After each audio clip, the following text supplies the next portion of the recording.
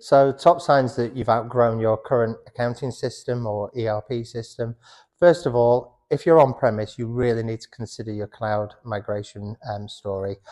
The costs of actually maintaining hardware, all the infrastructure, the licenses, the maintenance of the systems, and the need to upgrade those systems to stay compliant is much, much higher than the cloud. The other challenge that you've got is obviously you're not able to access some of the interfaces and integrations that you can easily make with cloud software. So if you've got that technical debt, then you should start thinking about migrating to Business Central. The other element is if your accounting systems actually run out of capability. So if you're on something like Xero or Sage 50 or QuickBooks, again, those are excellent starting platforms for, particularly if you've not got deep accounting knowledge, you've got a simplistic accounting structure, maybe a single legal entity. But if you're starting to push things, if you're starting to do more complex trading in currencies and you've got challenges around that, if you're looking to have more legal entities and you want to do intercompany, if you're starting to want to grow into overseas territories as well, and have a single view of all of that data, then something like Business Central will really lend itself to that.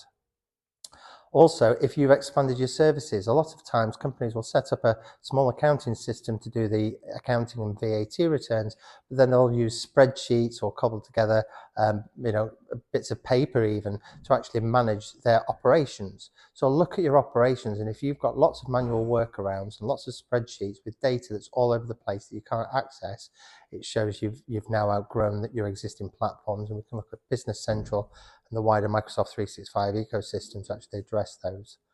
And finally, if you actually find that your users are spending a lot of time doing those manual processes, if they're struggling to get the data out, if they're really challenged, and particularly if you've got younger people coming into the organization, they've got a high standard of what they expect. They've grown up with technology. They use Facebook and Twitter and Snapchat and TikTok and all of those things.